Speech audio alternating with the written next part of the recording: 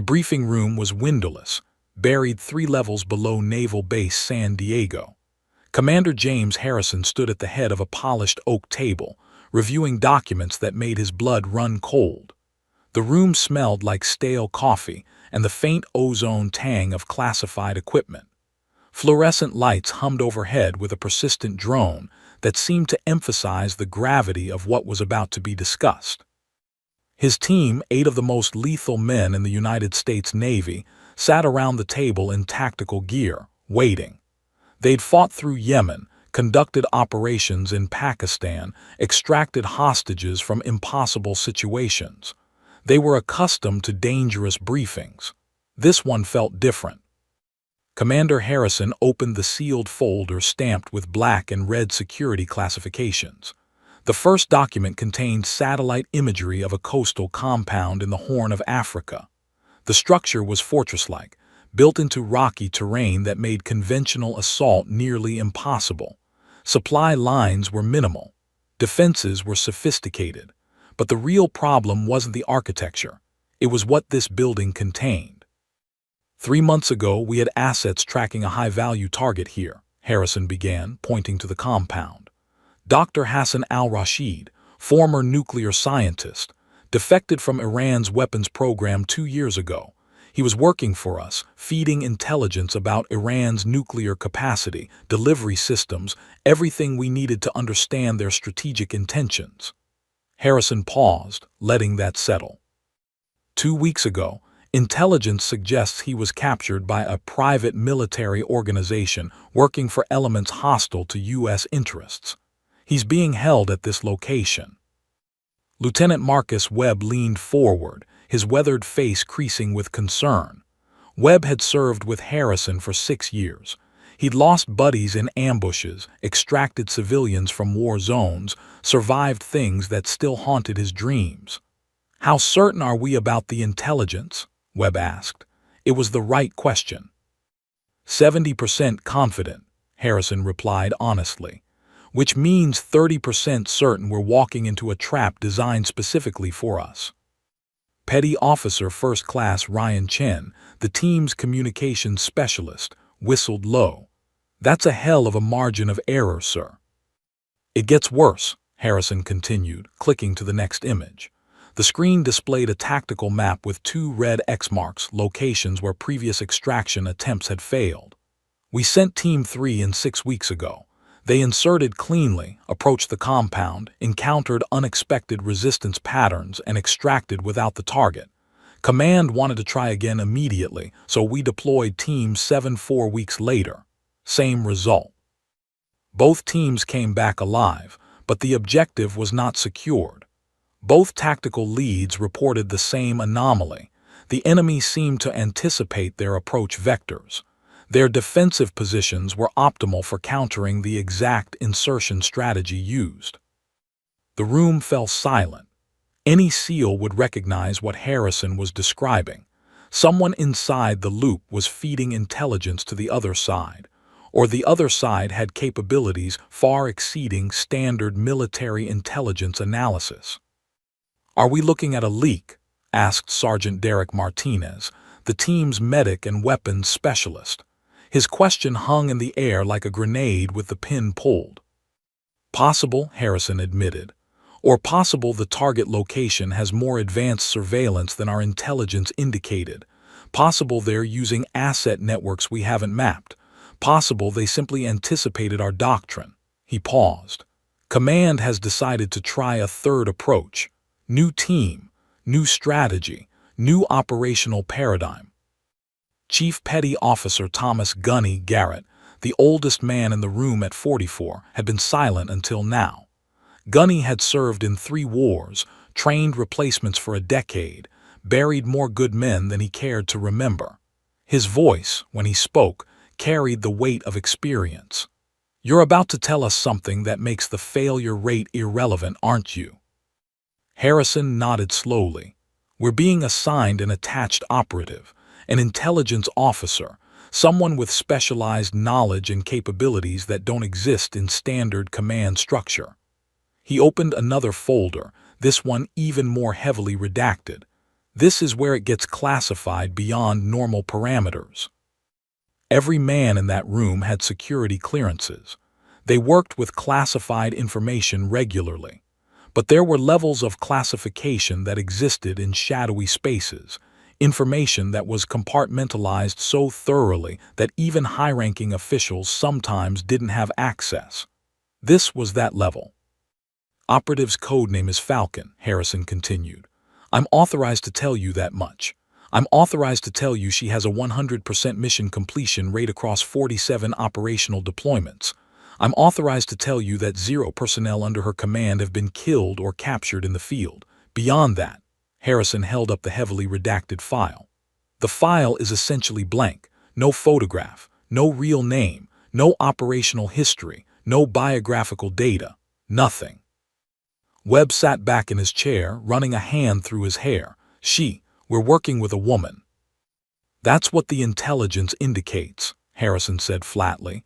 And I don't want to hear anything else about gender. She has a record that speaks for itself. Better record than most of us in this room. Better record than me. She's coming in as operational lead for this mission, and you will follow her directives exactly. With respect, sir, Sergeant Martinez said carefully, how do we follow orders from someone we don't know? Someone with a completely classified background. Someone who might be some kind of desk operative who's never actually been in the field. She's been in the field, Harrison said with certainty he wasn't entirely sure he felt.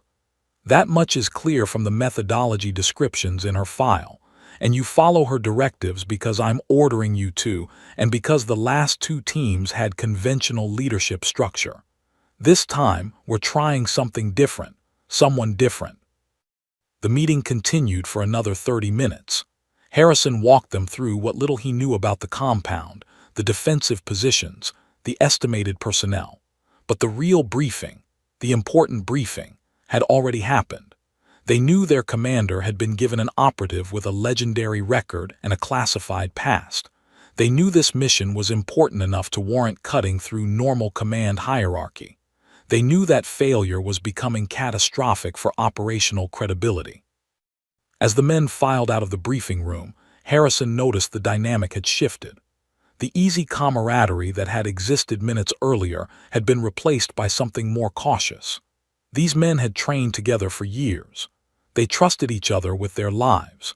And now they were being asked to integrate someone they'd never met, someone whose background was literally sealed away, into the most dangerous operation they'd faced in months. Webb lingered as the others left. You trust this operative? He asked quietly. Harrison looked at the redacted file, at the single fact that mattered: 47 successful missions, 0 casualties, 100% completion. I trust her record, Harrison said finally. That's all I need to know, and that's all you need to know. She's coming in at 600 tomorrow morning. I suggest you get some sleep. Something tells me this is going to be the most interesting week of your military career. Webb nodded slowly and left Harrison alone in the briefing room.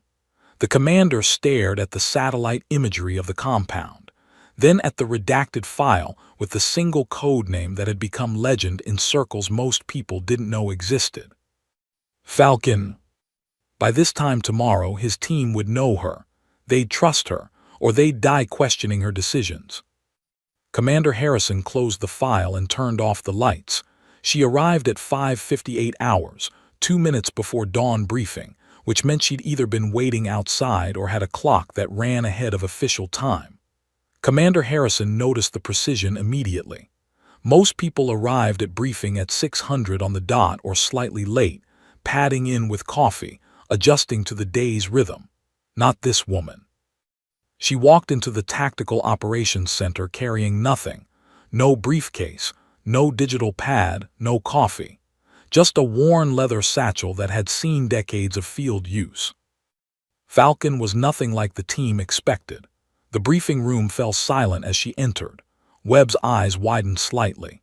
Chen actually leaned back in his chair. Martinez straightened, instinctively assessing a new threat profile. She was mid-30s, maybe younger, maybe older. There was something about her face that made age difficult to calculate. severe features, dark hair pulled back tight, eyes that seemed to catalog everything in the room simultaneously. She wore plain tactical gear, the kind that could be purchased anywhere, with no insignia, no unit markers, no indication of rank or branch affiliation. Her boots were broken in, creased in places that suggested thousands of miles of field work. She didn't offer her hand. She didn't introduce herself with pleasantries. She didn't acknowledge Harrison or the assembled SEALs with anything resembling normal social protocol. Instead, she walked directly to the tactical map Harrison had prepared and began dismantling their operational strategy with surgical precision. "Your insertion point is predictable," she said flatly, pointing to the location they'd selected. Her voice was calm, measured, carrying no emotion. "Enemy surveillance covers it by 400 hours. They rotate a 3-man patrol through this sector every 40 minutes. You got lucky the first 2 times. You won't get lucky again." Webb stood abruptly, his chair scraping backward. "Who the hell are you to question our—" But Falcon was already moving, her finger tracing lines across the map, her eyes focused on the tactical problem rather than the human confrontation. "First attempt. Team 3 inserted here at 2:15 hours, approximately 45 minutes before the dawn surveillance rotation. They were approximately 30 minutes into their approach when this patrol pattern activated." She pointed to a section of map. "They detected the team through thermal imaging here, this ridge line where you attempted to establish a fire support position. The elevation gave you visibility, but eliminated all concealment from thermal reconnaissance." She clicked to the next satellite image. "Second attempt. Team 7 adjusted the insertion vector, moving to this location instead. More concealment, less elevation, but you maintained the same general approach angle to the compound. Logical choice. Defensible choice. Wrong choice. Enemy repositioned their defensive positions to counteract an oblique approach from the western quadrant. They were waiting, not by chance, by prediction." The room had gone completely silent. These weren't theoretical critiques. Falcon was reading the mission outcomes like someone who'd studied the intelligence reports, analyzed the tactical data, and understood military doctrine well enough to see its patterns and exploitable weaknesses. "Third attempt. This will be your attempt. Will fail using the current strategy," she continued, now pulling up topographical data that Harrison hadn't even integrated into the briefing yet. "But this information suggests an alternative. The enemy assumes you'll approach from the coastal direction, utilizing water insertion where possible. Standard SEAL doctrine. You're water-trained. You prefer water-based approaches because they offer concealment and insertion flexibility." She turned to face the team directly. "That assumption will kill you." Martinez couldn't contain himself. "How do you know about the enemy's defensive expectations? That's not in any intelligence briefing." Falcon met his eyes. "My previous employers included several intelligence agencies. I maintained contacts. Some of those contacts have provided supplementary information about this location." She said it simply, as though mentioning she'd called a friend. The casual admission of maintaining independent intelligence networks outside official channels was somehow more impressive than any classified credential. "Who were your previous employers?" Webb demanded. "Everyone," Falcon replied without irony. "The United States, 3 allied nations I'm not authorized to name, several private security firms, multiple intelligence contractors. I work for whoever pays. The pay now is the U.S. government, and the objective is extracting Dr. al-Rashid." She turned back to the map. "I'm more interested in accomplishing that objective than discussing my resume." Gunny had been silent, observing. He'd served long enough to recognize different varieties of military personnel. The academy graduates with theoretical knowledge, the field operators with practical expertise, the political assignments with connections. Falcon didn't fit any category he recognized. There was something about her that suggested violence learned young and refined through decades of refinement. "How would you adjust the approach?" Gunny asked.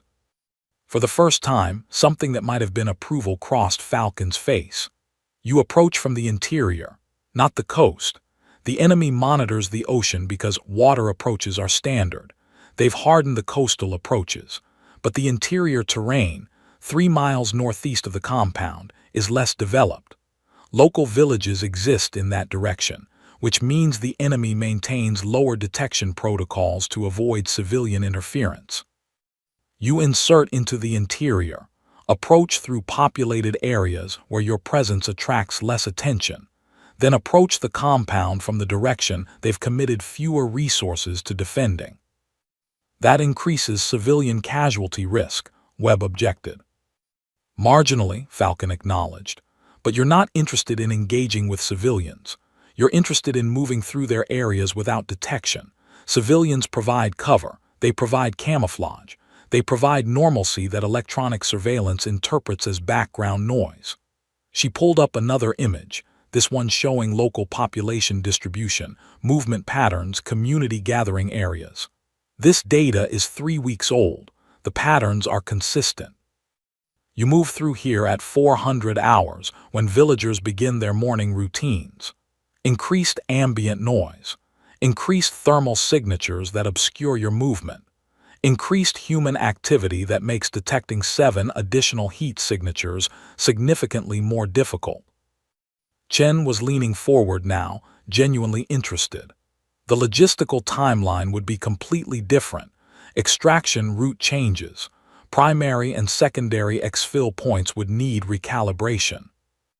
They're already recalibrated, Falcon said, spreading printed tactical overlays across the table. I've spent the last 72 hours analyzing your operational parameters, enemy defensive capabilities, regional intelligence, and topographical data. I've prepared 3 alternative insertion strategies, 4 extraction procedures, and contingencies for 12 different failure scenarios. She laid out the material methodically. Each insertion route was marked with time stamps, distance calculations, estimated noise profiles, thermal signature predictions. She had weapons placement for every position they'd take, ammunition requirements for various engagement scenarios, predicted enemy response patterns based on their documented behavioral patterns. The work was meticulous, obsessive. The kind of preparation that could only come from someone who'd learned that inadequate planning meant dead teammates. You didn't sleep in 72 hours, Harrison asked quietly. I slept 3 hours, Falcon replied without looking up from the maps. That's sufficient. Webb exchanged a glance with Chen. This woman wasn't just competent. She was something else entirely. Something that didn't fit normal human parameters for dedication or work ethic or obsession with operational success. When do we begin implementation? Gunny asked. Immediately, Falcon said. The weather window is closing. If we wait 48 hours, monsoon patterns will complicate the interior approach. If we wait 5 days, the regional security situation deteriorates. We're operating within a 72-hour window for optimal execution. She finally looked up from the tactical material. Your previous commanders approached this mission linearly. Action followed planning. I approach it differently. We begin immediate physical and mental preparation while I continue analyzing satellite data and intelligence updates. Your team will train tomorrow. Equipment modifications beginning in 2 hours. I'll need access to your weapons, your communication systems, your tactical gear. On what authority? Webb asked, genuinely challenging now. Falcon pulled a single sheet of paper from her satchel. The letterhead was from SOCOM, Special Operations Command. The signature belonged to an admiral. The authorization was absolute. On this authority, she said simply, and on the authority of 47 successful missions without losing personnel, you can trust me because I've earned that trust in blood, or you can question my methods and watch Dr. Al-Rashid disappear into a location you'll never find. She paused. Those are your choices. The room was utterly silent. Welcome to the team, Harrison said finally.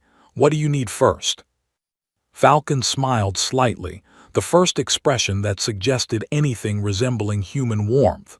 "Everything," she said. "I need everything." And as the team began moving, gathering materials, preparing for a training regimen that would be unlike anything they'd experienced, each man understood one essential truth: their operation had just fundamentally changed. The woman called Falcon wasn't going to follow their rhythm. She was going to set a new one, and they were going to follow it into darkness. The training grounds were brutally honest places. Equipment didn't lie. The ocean didn't negotiate. And physical performance couldn't be faked. Over the next 72 hours, Falcon's modifications to their standard protocols became increasingly apparent. The additional communication relay required each operator to carry an extra 5 pounds of equipment. The new insertion vector demanded they practice repelling angles that felt unnatural, approaching targets from positions that seemed tactically inferior. The redundant safety protocols, backup radio frequencies, secondary navigation systems, tertiary extraction points, added complexity to every procedure. By the end of the first day, grumbling had begun in earnest. Not open rebellion, but the quiet, persistent skepticism that undermines unit cohesion. Webb was the unofficial voice of this discontent. He was respected, he was experienced, and he was increasingly vocal about Falcon's methods. "We're overcomplicating this," he said during a equipment loading exercise, speaking to Chen and Martinez within careful earshot of the others. "This is what happens when you bring in someone from the intelligence side. They think every problem requires a complex solution. Simple is better. Combat-tested procedure exists for a reason." Falcon, who was adjusting their radio frequency modules across the field, didn't seem to acknowledge the comment. But she heard it. Everyone knew she heard it. The second day brought underwater training. The team needed to practice the interior approach Falcon had outlined, which would require them to transit through a complex system of local waterways before the final approach to the compound. Standard SEAL training, but with unusual modifications. Falcon had studied the regional water patterns, thermal stratification, current flows, and had calculated specific depths and timing for their transit. "You'll descend to 32 meters, she instructed, pointing to the training pool where they'd practice. "Hold that depth for 7 minutes exactly. The water temperature differential at that depth provides thermal camouflage against satellite thermal imaging. Move too shallow, too warm. Move too deep, you waste oxygen. 7 minutes places you in the optimal zone for undetectable movement." Webb questioned it immediately.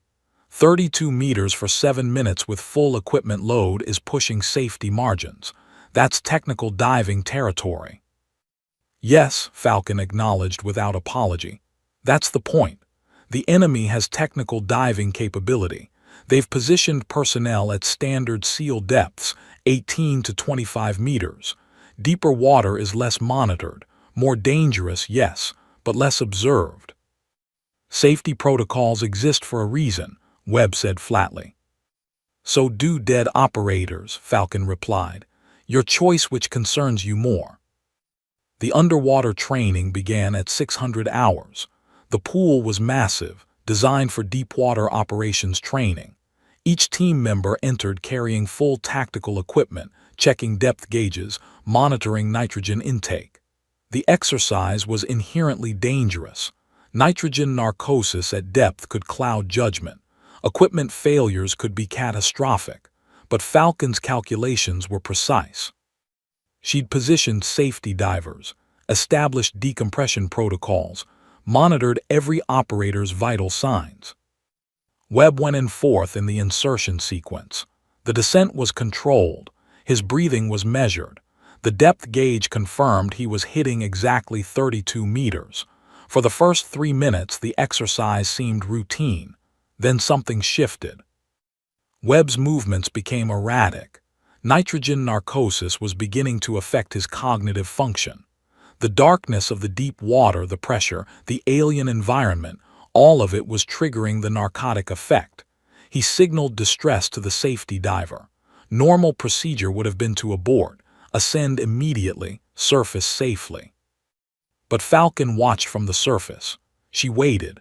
Webb continued downward, fighting through the narcosis, controlling his breathing, pushing past the boundary where most divers would have quit.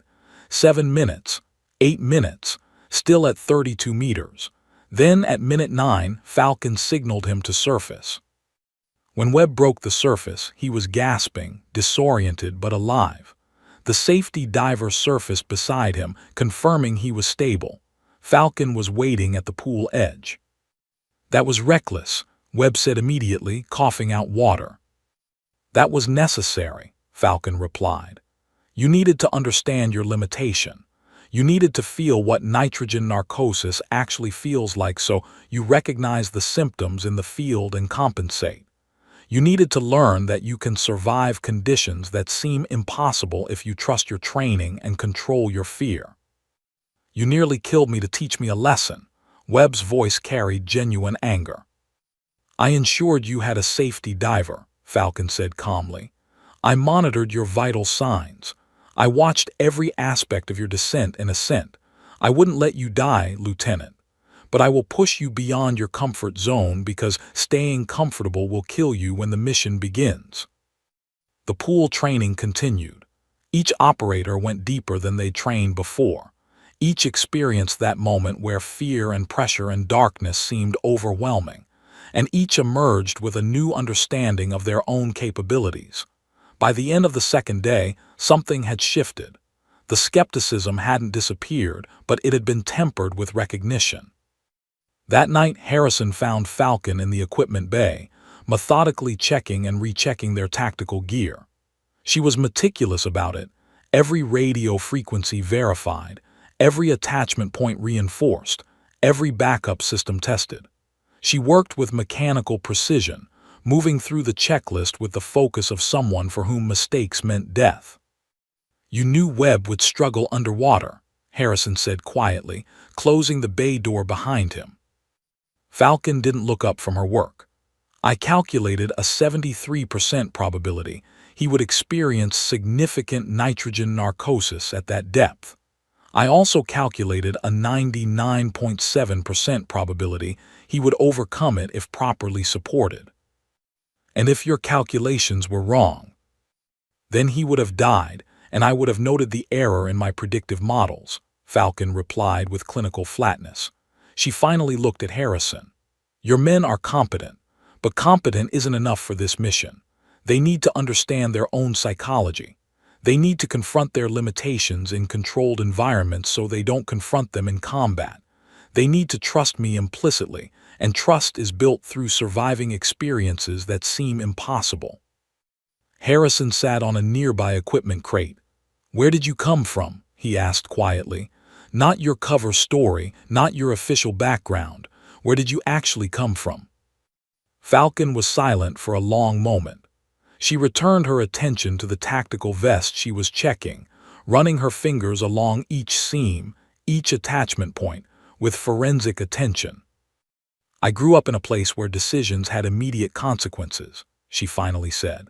"Where you learned quickly that preparation determined survival, where you learned that people who made assumptions died, and people who tested every variable lived." She paused.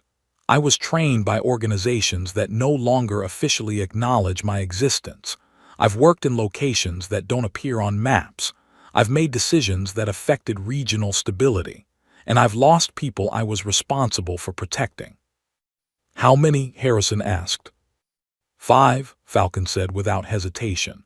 "A team I commanded, an operation in a place that doesn't have a name, a decision I made that seemed sound, an outcome that was catastrophic." She looked directly at Harrison. "I've spent the subsequent 15 years ensuring I never lost personnel again. Every operation is analyzed with obsessive precision. Every variable is calculated. Every team member receives preparation that exceeds standard protocols because the cost of failure is too high." "Is that why you push them so hard?" Harrison asked. "That's why I demand they survive," Falcon corrected. "Your men are competent, but competent teams have died. Excellent teams have died. The only teams that survive are those commanded by people who have learned that preparation isn't excessive, it's essential." The third day of training was dedicated to integrated operations. The insertion route, the underwater transit, the approach to the compound, all of it executed together, timed precisely, with zero margin for error. Falcon ran them through the scenario 7 times. Each iteration was identical. Each was flawless. By the evening of the third day, Webb approached Falcon privately. The confrontation from the pool seemed distant now. "I'm sorry for the resistance," Webb said simply. "I understand now. You're not trying to complicate this. You're trying to make sure we survive." Falcon nodded slightly. "Your job is to execute the mission. My job is to make sure you're alive when you do it. If that requires pushing you past comfort, then that's what happens." "What happens after?" Webb asked. "After this operation, do you stay with the unit?" Falcon looked at him with an expression that was almost sad. "I'm attached for this mission, that's all. But if you wanted to stay, then I'd be responsible for people's survival again," Falcon interrupted. "And I've learned that's something I can only do once in isolation. Teams need consistency, permanence, things I don't provide." That night, Harrison reviewed the training outcomes. Every metric was optimal. Equipment performance exceeded specifications. Team cohesion had strengthened dramatically. Physical performance was at maximum efficiency. By every measurement, they were ready. But as Harrison studied Falcon's notes, her calculated probabilities and backup contingencies, he recognized something underneath all the tactical precision. A woman operating with the weight of past failures, preparing new teams with obsessive thoroughness, not because she believed in perfection, but because she'd already learned what the cost of failure was. She was trying to save them from lessons only death could teach. The operation launched in 24 hours. Everything was prepared. Everything was calculated. Everything was positioned for success. Except the question of whether a team could truly trust someone who trusted nothing in herself but precision and preparation. The helicopter cut through darkness at 200 hours, flying low enough that the rotors seemed to draw wind from the ocean itself. The noise was tremendous. A rotor blade heartbeat that made speech impossible, made thought difficult, reduced the world to the vibration of metal and machinery and the weight of responsibility. Inside the aircraft, 7 SEALs sat in tactical formation, each man wrapped in combat equipment, each carrying weapons and explosives and specialized gear that transformed them into precision instruments designed for violence. Falcon sat forward, near the open bay door, appearing completely unbothered by the wind shear and the helicopter's violent movement. Her eyes were fixed on the landscape below, dense vegetation near the coastline, rocky outcroppings, the darker expanse of ocean beyond. She had a tablet with encrypted satellite feeds streaming in real time. She monitored thermal imaging, radio frequencies, patrol movement. She was a living sensor array, processing information faster than humans had evolved to process anything.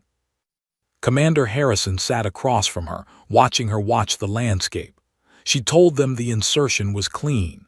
The inland approach would position them perfectly for the compound assault. No enemy presence had been detected in their insertion zone. Everything was optimal. Everything was prepared. The helicopter began its descent. The bay doors were already open. Wind became chaos. The ground rushed upward. Harrison tapped the insertion team lead. Chen would drop first, establishing the primary landing zone. Webb would follow, securing the perimeter. Then the others in rapid succession. Standard insertion. Practice procedure. The kind of operation they'd trained for hundreds of times. Chen jumped into darkness. His parachute deployed. Webb followed. Then Martinez. Then Gunny. Then the younger team members. Within 90 seconds, the helicopter had disgorged its combat payload into the night, and the aircraft was banking away, its pilot maintaining safe distance until the team called for extraction. Harrison was the last to jump, Falcon directly behind him. They fell together into darkness, the sensation of weightlessness momentarily removing context. The parachutes deployed. The ground solidified. 30 seconds later, both were touching solid earth, releasing their chutes, moving into the tactical formation the team had already established. Radio silence was absolute. Hand signals governed all communication. Chen had established a perimeter, 360-degree defense, every operator covering their assigned sector. Harrison moved to the center, Falcon immediately beside him. She was studying the landscape, her enhanced thermal imaging equipment scanning the terrain. She had a device that looked like nothing Harrison had seen before, military-grade surveillance technology that wasn't in any official inventory he knew. 2 minutes into the landing zone assessment, Falcon's hand suddenly raised. A halt signal. Every operator froze instantly. Radio silence meant no questions. It meant trust. It meant follow whatever came next. Falcon gestured for Harrison and Chen to approach. She showed them her thermal imaging display. The screen showed the landscape in shades of blue and green, heat signatures rendered in false color. And there, moving through the vegetation approximately 800 meters from their position, was a heat signature cluster that shouldn't exist. 5 thermal bodies, moving in tactical formation, moving deliberately, moving toward their position. This wasn't in the intelligence briefing. The insertion zone had been clear. No enemy presence had been predicted. But there it was, 5 armed combatants moving through the darkness with clear tactical intent. Harrison's jaw clenched. A compromise so early would force them to abort, to call for extraction, to fail exactly as the previous 2 teams had failed. But Falcon was already moving, not toward cover, not toward a defensive position. She was gesturing toward the reef waters that bordered their landing zone, the terrain they'd studied in briefings, the dangerous, obstacle-filled approach that had seemed like a secondary option. Webb approached, seeing the hand signals, understanding immediately that the tactical situation had fundamentally changed. His eyes asked the question his voice couldn't. What was happening? Falcon pointed to the enemy patrol cluster on her thermal imaging, then pointed toward the reef waters, then made a gesture that meant, "We move there, all of us, now." For a moment something flashed across Webb's face, doubt, frustration, resistance. This wasn't the plan. This wasn't the route they'd trained for. The reef waters were dangerous. Visibility was zero. Currents were unpredictable. Navigation would be nearly impossible. But then recognition settled in. Falcon wasn't improvising. She was responding to a contingency she'd somehow already anticipated. The additional underwater training, the specific depth and timing calculations, the redundant navigation systems. It wasn't excessive preparation. It was preparation for exactly this scenario. Webb nodded. He gestured to the other team members. The message transmitted silently. Equipment check, prepare for water insertion. Moving like ghosts, the 7 SEALs and Falcon transitioned from tactical land formation to underwater assault equipment. Breathers were seated. Depth regulators were checked. Navigation computers were activated. Within 3 minutes, they were moving toward the reef waters, staying in the shadows of vegetation, maintaining absolute noise discipline. The ocean was warm at the surface, almost body temperature. Falcon led them to a point where the reef sloped downward into deeper water. She checked her navigation equipment, specialized systems that could provide directional awareness even in absolute darkness. Then she made the gesture that meant, descend. The transition from air to water was immediate and total. The darkness deepened. Visual reference disappeared completely. Navigation became pure instrument-based operation. Falcon moved with confidence, a heading in mind, a route calculated and predetermined. The team followed in single file, each operator maintaining physical contact with the next through a guide rope that connected them all. The reef was treacherous below the surface. Jagged formations emerged from darkness. Currents pulled sideways, attempting to separate the team or drive them into sharp stone structures. But Falcon's route, calculated with mathematical precision, wound through the obstacles with deliberate grace. She didn't make random turns. She didn't hesitate. Every movement had been predetermined, calculated against topographical data and current patterns, and the physical reality of moving 7 combat-loaded SEALs through underwater darkness. 10 minutes of transit, 15 minutes. Harrison's lungs worked the breathing apparatus, maintaining controlled respiration, trusting Falcon's navigation completely. There was no alternative. In this environment, separated from surface reference, navigation by instinct would be suicide. They had to trust her calculations or die questioning them. The team emerged from the reef waters on the far side, surfacing in a sheltered cove that hadn't been on any original insertion plan. Falcon came up last, checking the team immediately. Every operator was intact. Every piece of equipment was secure. No separation. No losses. As they moved toward the beach, pulling off their breathing apparatus, removing water from equipment, young Petty Officer David Chen, the junior member of the team at 26 years old, moved beside Falcon. "How did you know?" he asked quietly, his voice barely above a whisper even though they'd broken radio silence. "Know what?" Falcon replied, checking a waterproof chronometer that still glowed with perfect accuracy. "That patrol, the one we just avoided, that wasn't in any briefing. There was no intelligence predicting enemy presence in the insertion zone. You couldn't have known." Chen paused. "Unless you already knew they were going to be there." Falcon looked at him directly. "I calculated probabilities based on enemy patterns from previous operations. I predicted in 68% likelihood they would adjust defensive positions based on knowledge of our previous approach vectors. I positioned our insertion contingencies accordingly." "No," Chen said quietly. "That's not the same as knowing they'd be there at exactly that location at exactly that time, moving in exactly the tactical formation we encountered." He was watching her carefully. "You knew. How did you know?" For a moment, something flickered across Falcon's expression. An acknowledgement, an understanding that this young petty officer had seen through her explanation to the truth beneath. "I've operated in this region before," Falcon finally said.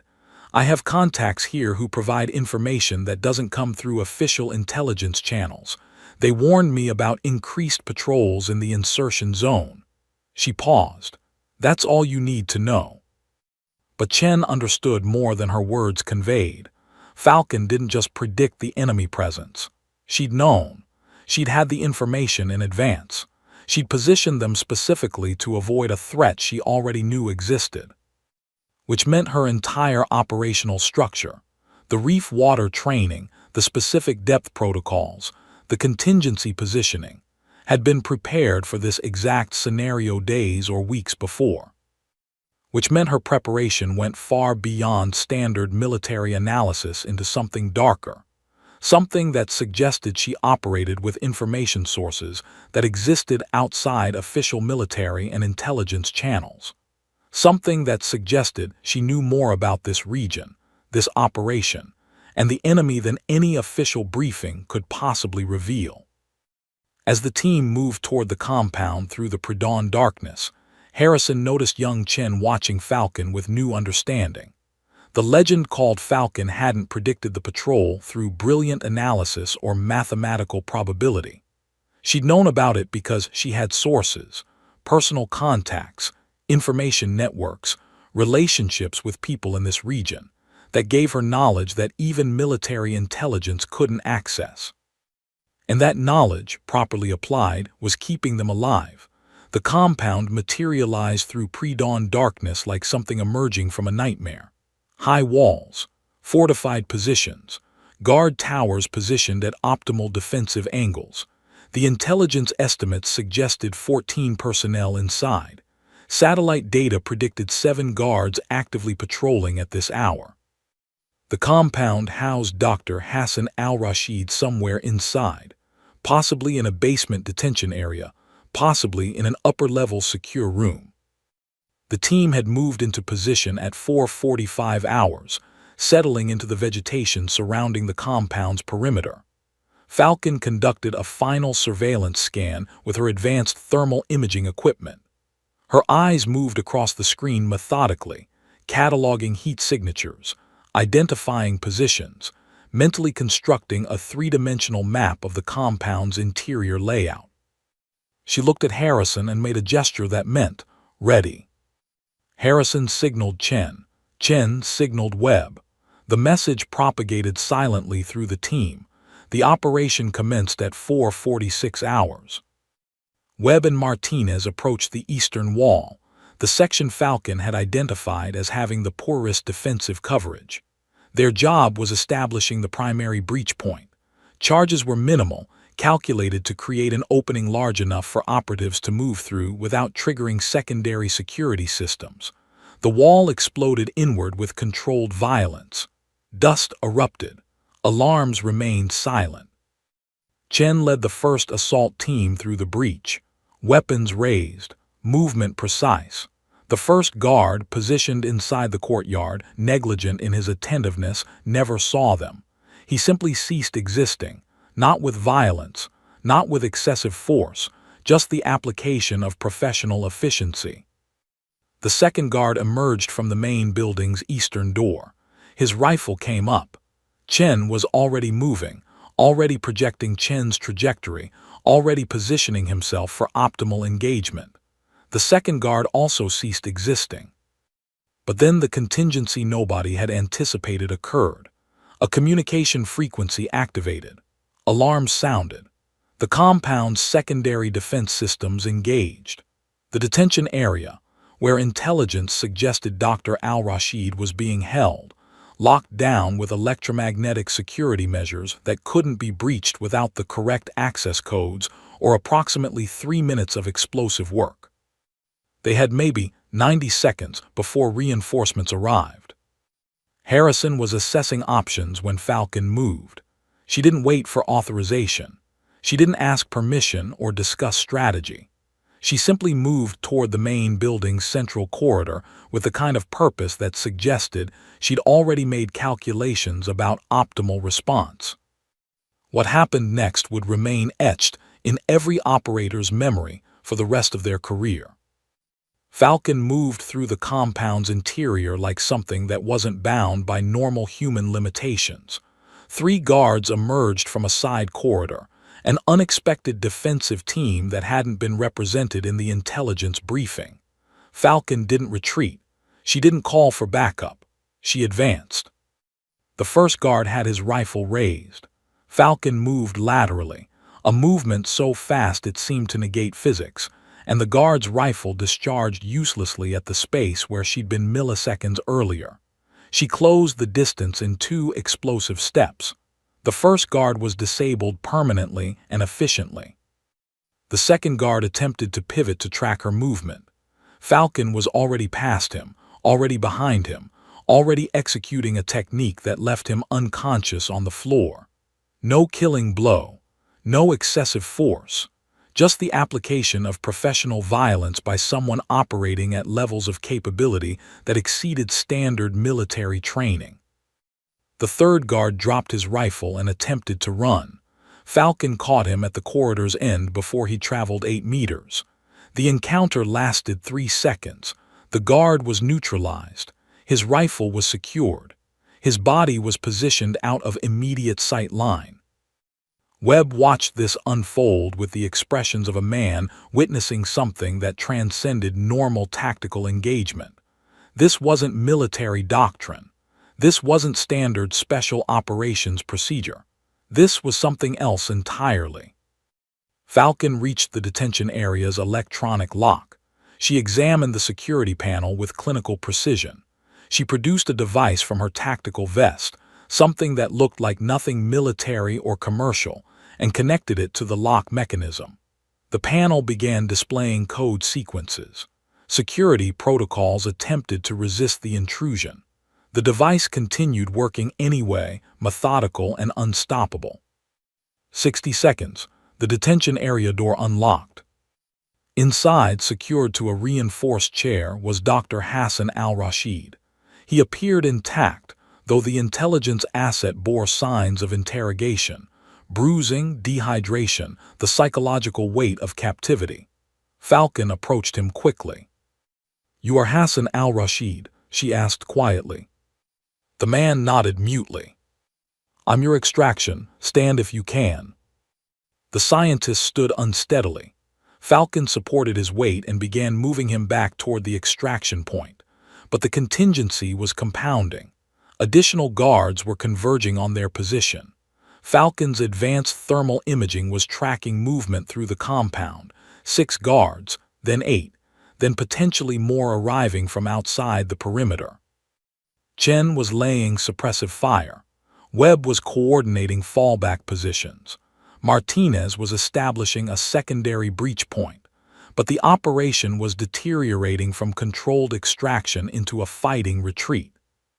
Falcon was moving toward extraction when an enemy patrol team positioned on the compound's northern wall established firing positions.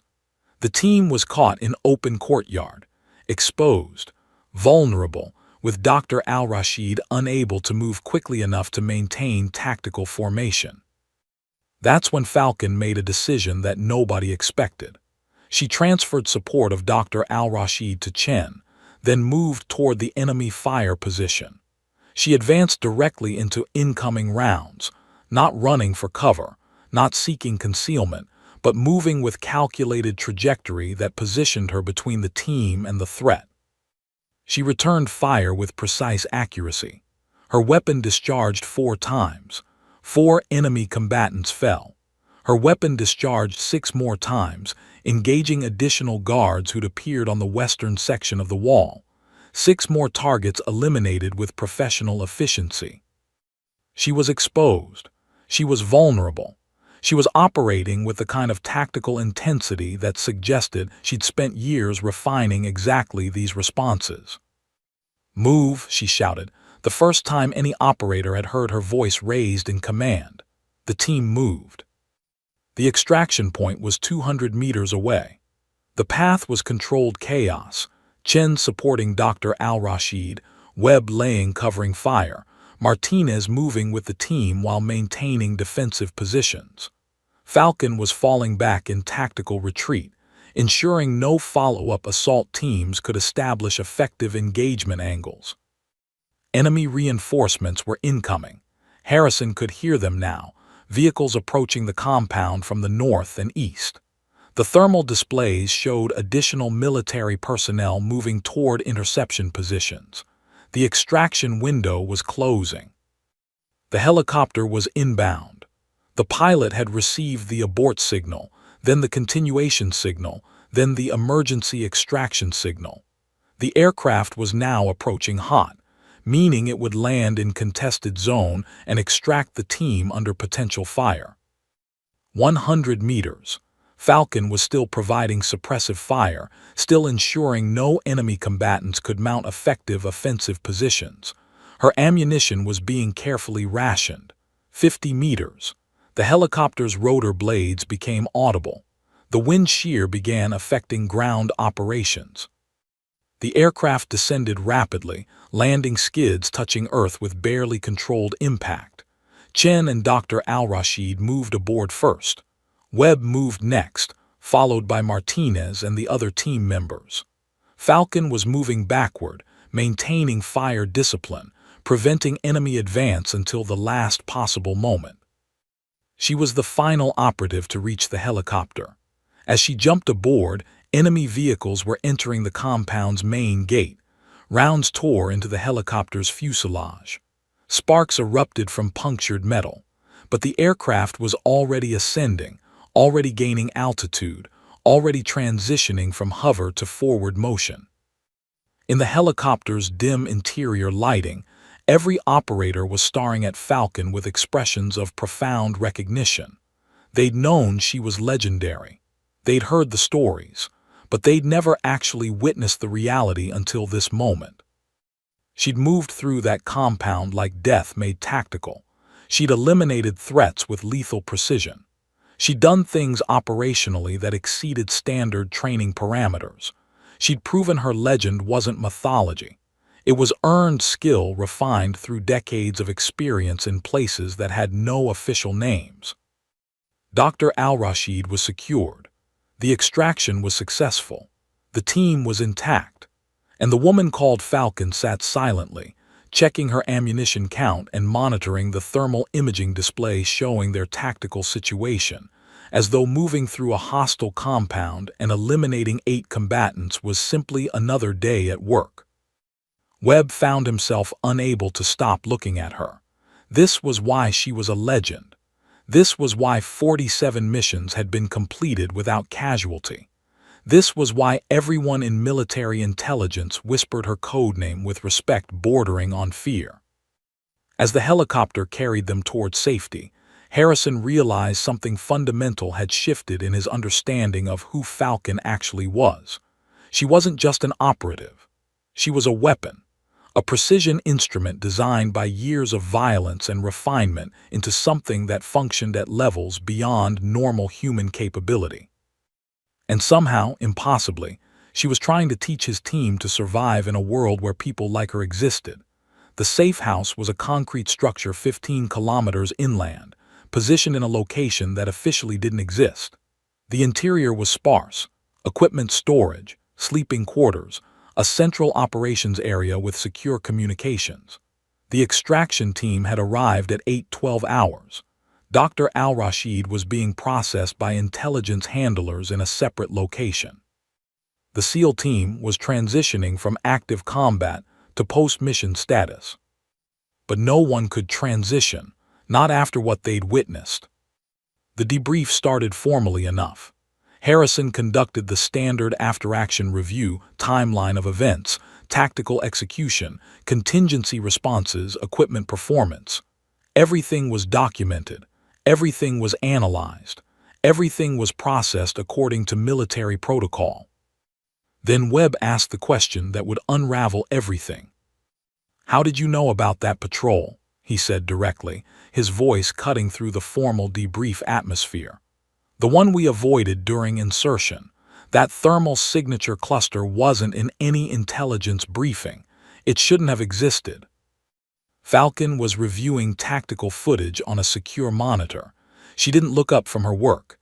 "Enemy patrol patterns are predictable if you understand their operational doctrine." "No," Webb said flatly. "That's not an answer, that's a deflection. You knew that patrol would be there. You knew exactly when they'd be there.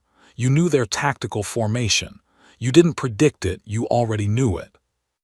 The room went quiet. Chen was nodding slightly. Martinez was watching Falcon intently. Gunny was sitting back, observing. Falcon finally looked up. Her expression was carefully neutral. "Your intelligence analysts have access to satellite data, communication intercepts, and regional asset networks. I have access to additional sources." "What kind of additional sources?" Harrison asked quietly. The commander had been waiting for this moment since the insertion zone incident.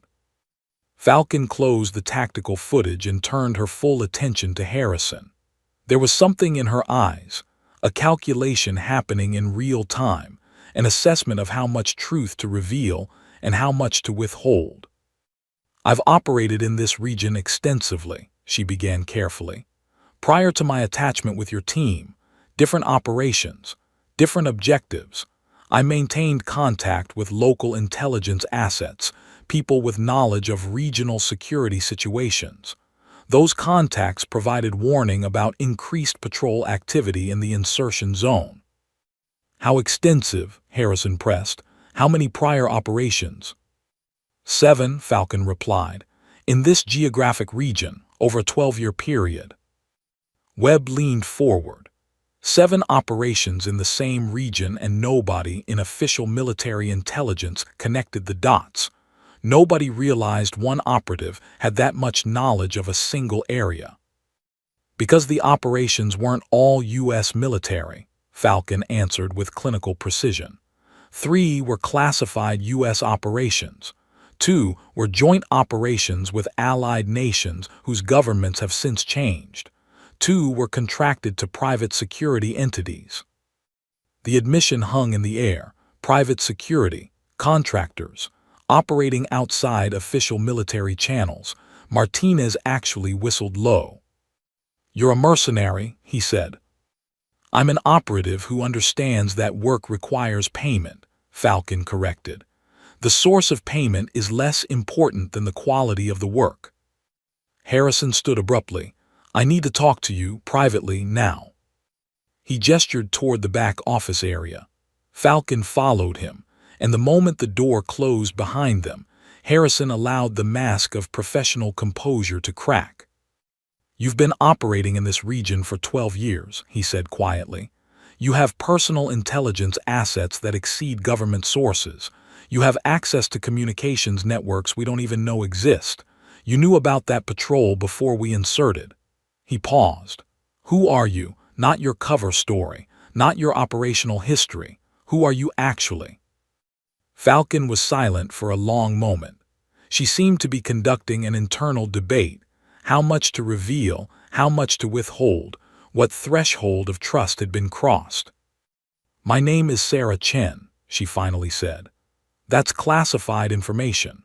Beyond that name, almost everything about me is compartmentalized into security clearances so restricted that even SOCOM directors don't have full access." Harrison absorbed that. A real name, an actual human being beneath the legend. Sarah Chen. That's not a name that immediately suggests the kind of operational background you're describing. "My parents were linguists with State Department connections," Sarah continued. "I grew up in diplomatic communities. I learned languages: Arabic, Farsi, Mandarin, several others. I learned how to move through foreign environments without drawing attention. It made me useful to certain agencies." "Which agencies?" Harrison asked. "CIA," Sarah said. "NSA, a classified organization that technically doesn't have an official name. I was recruited directly out of graduate school. I was trained extensively: combat skills, intelligence analysis, field operations, weapons expertise. I was deployed to locations that existed in gray areas between official policy and operational necessity." She paused, looking away from Harrison. 15 years ago, I was assigned to lead a team in a location I can't name, conducting an operation with objectives that are still classified. It was supposed to be straightforward: secure an asset, extract the asset, complete the operation. Something went wrong. "What went wrong?" Harrison asked quietly. "My decision," Sarah said. "I calculated that a risk was acceptable. I had approximately 73% confidence in the success probability. The remaining 27% represented potential complications. I decided the mission importance justified accepting that probability." She turned to face Harrison directly. The 27% probability became reality. The operation compromised. My team was exposed. 5 personnel under my direct command died because I made a calculated decision that became an uncalculated loss. The words were delivered with no emotion, but Harrison could see the cost. This woman had carried that weight for 15 years. "You were exonerated?" he asked. "Officially, yes," Sarah said. "My decision-making was reviewed by a classified board. They determined my calculations were sound. My assessment was reasonable. The outcome was acceptable loss for the objective achieved. I was exonerated and offered commendation." She paused. "Unofficially, the families of the dead personnel disagreed. Their opinions didn't carry official weight, but they carried sufficient personal weight that I decided my career in conventional military hierarchy had ended." "So you started freelancing," Harrison said. "I continued doing the work I was trained for," Sarah corrected. "I conducted operations that required specialized knowledge. I worked for whoever could afford my services and whose objectives aligned with my acceptable parameters. I maintained personal intelligence networks independently because agency connections had become unreliable." She sat down on a worn desk chair. "Over 15 years, I accumulated contacts throughout this region, people who owed me favors, people who benefited from my previous operations, People who understood that maintaining relationship with someone capable was valuable. When your team was assigned to this operation, I began reactivating those contacts. The intelligence about the patrol came from someone I'd worked with 7 years ago. They warned me about increased military activity in the insertion zone. Why didn't you include that in the official briefing? Harrison asked. Because revealing the existence of those intelligence networks would have compromised them, Sarah said bluntly. Classified briefings get logged. Information gets reviewed. Sources get identified. People I've cultivated as contacts over 15 years would be exposed and likely killed. Instead, I positioned your team to handle the contingency if my prediction proved accurate. Harrison was processing this. The underwater training, the reef passage, that wasn't contingency preparation. That was specific preparation for avoiding that exact patrol. Yes, Sarah confirmed. I calculated a 68% probability of enemy patrol activity in the planned insertion zone. I positioned alternate insertion procedure as a contingency. When the probability became reality, we executed the contingency. The security breach on the detention area, Harrison continued. You had a device that bypassed it immediately. How did you have that? I've operated in that region, Sarah said. I've studied this compound specifically. I had advanced intelligence about the security systems installed there. I obtained the appropriate bypass equipment. Harrison stared at her. You didn't just know the compound existed. You'd operated there before. You knew its layout. You knew its security systems. You probably had intelligence on the guards and their rotation patterns. Yes, Sarah said simply. Which means you came into this operation with intelligence that exceeded every briefing, every satellite analysis, every official source available to command, Harrison said. You came in knowing this operation would succeed because you'd already positioned every variable for success. Sarah was silent. Why? Harrison asked. Why not just tell us? Why maintain the fiction that you were analyzing patterns and making calculations when you already knew everything? Because operational security is maintained through compartmentalization, Sarah replied. You don't need to know my information sources to execute your mission. You need to trust my operational direction. The moment you understand exactly how much I know and from what sources, the moment you begin calculating how to use that information for purposes beyond this operation, the moment my intelligence networks become compromised. She stood up. Your team performed exceptionally. You maintained discipline under unfamiliar operational structure. You trusted my direction despite uncertainty. You extracted the target successfully. That's all that matters. That's not all that matters, Harrison said quietly. What matters is whether I can trust that you're going to tell me if something goes wrong, whether I can trust that you're not manipulating us toward objectives that exceed this operation, whether I can trust that you value our lives as much as you value your classified intelligence networks. Sarah looked at him for a long moment. I valued your lives enough to spend 15 years refining my operational capability to a level where I could guarantee none of your personnel would die on my watch. I valued your lives enough to maintain intelligence networks across continents, so I could predict enemy movements and position contingencies accordingly. I valued your lives enough that I've isolated myself completely rather than risk attachment that would compromise my operational focus. She moved toward the door. Whether that constitutes trust in your definition is your assessment to make, Commander, but understand this. I kept every member of your team alive. That's the only promise I'm capable of making. She left him alone in the office, and Harrison realized he'd just glimpsed the truth beneath the legend. A woman who'd learned that love and attachment created vulnerability, and who'd chosen instead to invest everything into the cold calculation of ensuring survival. The safe house was quiet at 300 hours. The kind of quiet that only existed in secure locations where no outside sounds penetrated concrete walls and specialized insulation. Commander Harrison couldn't sleep. He tried, but his mind kept circling. Sarah Chen, the woman called Falcon, the operative who just revealed that her legendary reputation was built on the foundation of 5 dead team members and 15 years of self-imposed isolation. He found her in the operations center, reviewing mission footage.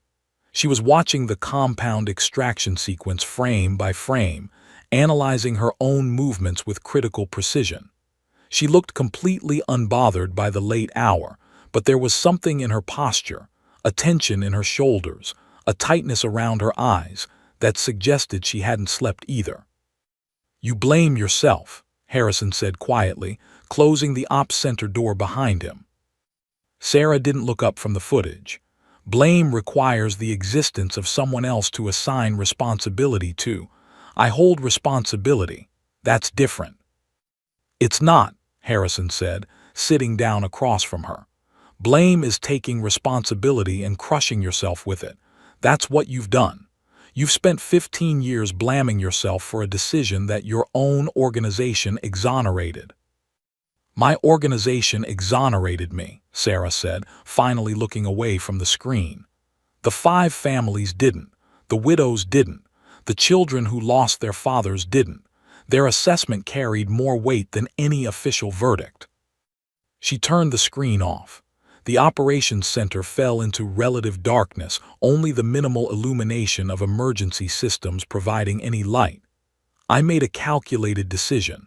I assigned probabilities. I determined acceptable loss. That framework was sound. The execution was sound. The outcome was catastrophic, and I learned something fundamental that night." "What did you learn?" Harrison asked. "That frameworks and calculations and probabilities don't matter when people die because of your decisions," Sarah said flatly. "That operational theory is meaningless when you're explaining to a 7-year-old why their father isn't coming home.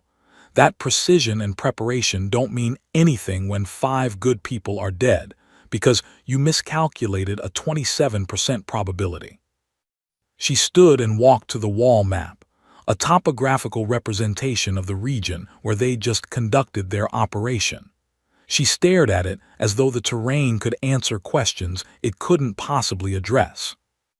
"I decided that day to stop allowing my personal attachment to people to compromise my operational judgment," Sarah continued. "I learned that leadership meant carrying the weight of those decisions alone. I learned that the moment you start caring about your team as people rather than assets to be managed, the moment you hesitate, the moment you second-guess your decisions, the moment your operational judgment becomes clouded." "So you stopped caring," Harrison said. "I stopped allowing myself to care," Sarah corrected. "There's a difference. I care deeply about your team's survival. I spent 72 hours preparing contingencies to ensure none of you died today. But that care is functional. It's applied toward operational success, not toward personal attachment." She turned to face him. Leadership of teams requires distance. It requires the ability to make decisions that might sacrifice some to save others. It requires compartmentalization of personal emotion. "The moment I start seeing you as people I'm emotionally invested in rather than assets I'm responsible for managing, my judgment becomes compromised." "That's not leadership," Harrison said quietly. "That's just isolation dressed up as professionalism." "Then the military is built on isolation," Sarah replied. "Because that's what effective command structure requires. That's why commanders don't socialize with enlisted personnel. That's why officers maintain distance. Distance creates the necessary separation for objective decision-making." "There's a difference between professional distance and emotional abandonment," Harrison argued. "I maintain that balance. I care about my team. I'm invested in their survival, but I can still make hard decisions when necessary." "You're 44 years old," Sarah said. "You've spent 20 years in military service. You've commanded operations. You've made decisions that affected lives. Count how many of your team members have actually died under your command." Harrison was silent. "Exactly," Sarah said. "Because you've never had to truly test the hypothesis. You've been fortunate. When you encounter the situation where your team's survival depends on your willingness to sacrifice some to save others, you'll understand why distance matters. I hope you're wrong, Harrison said quietly. I hope I find another way. Sarah looked at him with something that might have been pity. Hope is valuable for personnel under your command. For commanders, hope is a liability. She walked to a secure workstation and pulled up classified files, the after-action reports from her operation 15 years earlier. The details were heavily redacted, but the essential facts were visible. A location that had been designated only by coordinates, an operation classified at the highest levels, an outcome marked as acceptable loss with modified mission success. This is the file reviewing my operation, Sarah said. Every board that reviewed it reached the same conclusion. My decision-making was sound. My risk assessment was reasonable. The outcome, while tragic, was operationally acceptable. She closed the file. That assessment is correct. My decision-making was sound, which means the logical conclusion is inescapable. The 5 deaths were the cost of success, and I was willing to pay that cost. You weren't willing, Harrison said. You've been paying that cost for 15 years. You're still paying it. Sarah moved to a window, reinforced, one-way glass that allowed her to see outside without being visible. She looked out at the darkness beyond the safe house. I was 17 when I first killed someone, she said quietly. State Department assignment. I was being trained for intelligence work, and they decided I needed to understand the practical application of force.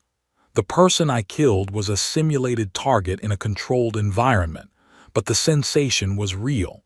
The responsibility was real, and something shifted in me that day. She continued, her voice remaining calm and distant. I've killed 43 people in the 15 years since that day. Some were combatants, some were threats to operational security, some were acceptable losses in pursuit of larger objectives. Each one is cataloged. Each one has been analyzed, and each one has contributed to the understanding that I'm someone who can compartmentalize that kind of violence and continue functioning. That doesn't make you a weapon, Harrison said. That makes you human. Humans are capable of violence and capable of connection. You don't have to choose one.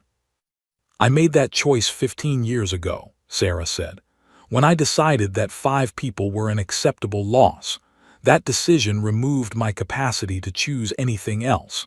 I can't be someone's commander and also be someone they're emotionally connected to. The conflict would destroy my operational judgment. She turned away from the window. The legend called Falcon exists because I've removed attachment from the equation. That's why I'm effective. That's why no one dies under my command. That's why I maintain 47 successful operations. Because I'm willing to do things that people with emotional attachments wouldn't do. I'm willing to make calculations that people with families wouldn't make. I'm willing to operate in spaces that people with hope wouldn't enter. You're lonely, Harrison said simply. For a moment, something flickered across Sarah's expression, a crack in the facade, a moment where the operative disappeared and a human being was visible beneath. But she controlled it immediately. Loneliness is the cost of operational effectiveness, she said. It's acceptable. It's not, Harrison said, standing. I've seen the cost. I watched you during the extraction. I saw how you positioned yourself between my team and the threat. That's not what someone who views people as functional assets does. That's what someone does when they're willing to die to protect people they care about. Tactical positioning, Sarah corrected. Creating optimal conditions for team extraction. That's what you tell yourself, Harrison said. But we both know that's not true. You cared about my team. You wanted us to survive.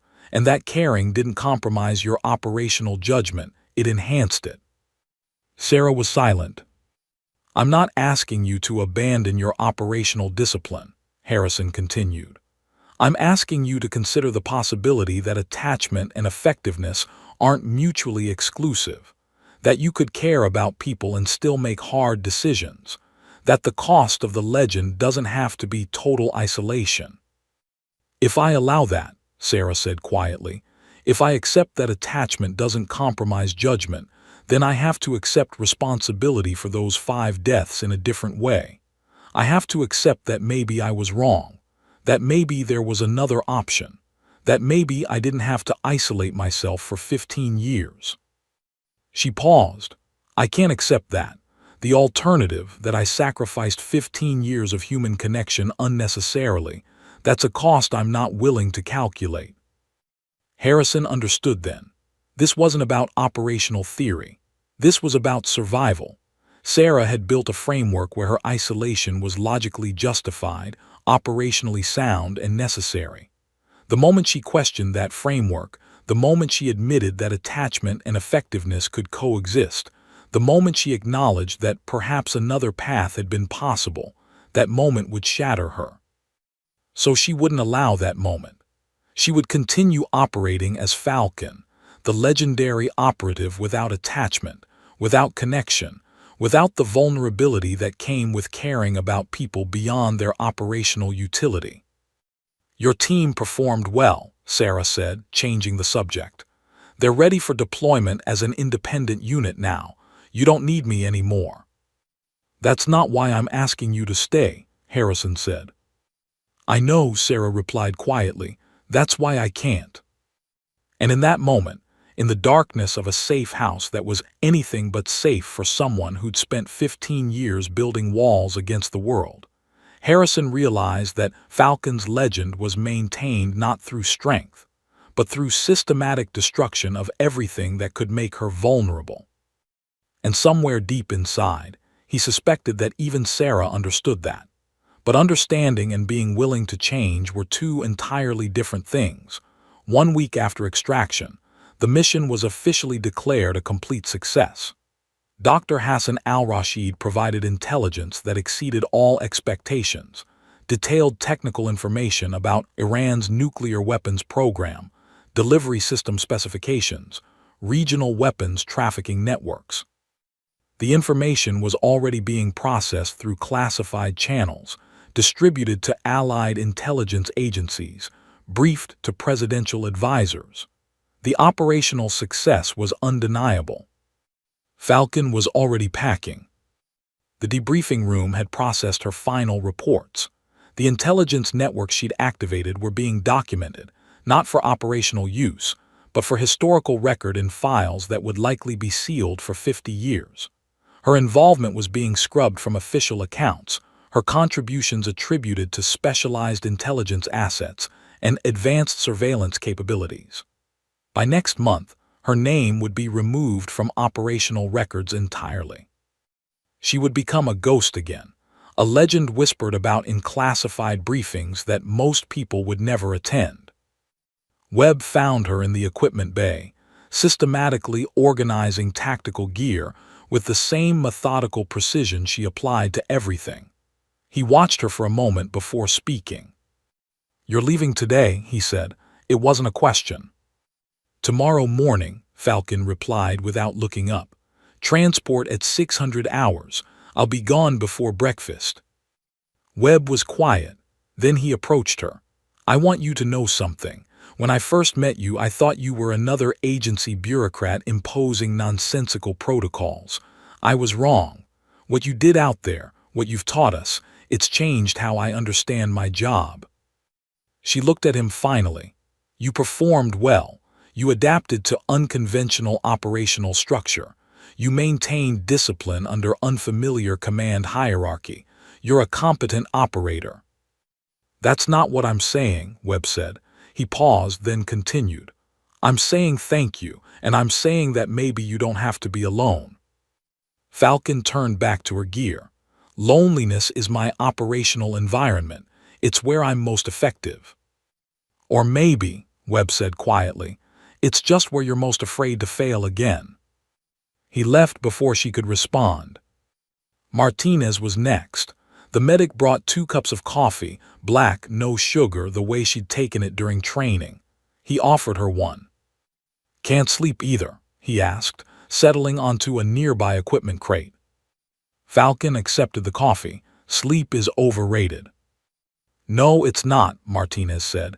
Sleep is what separates humans from machines. Machines don't need rest. Humans do. He paused. You know what I thought during the extraction, when you were providing suppressive fire and we were evacuating? Tactical execution, Falcon replied. I thought about my kid, Martinez continued. 5 years old.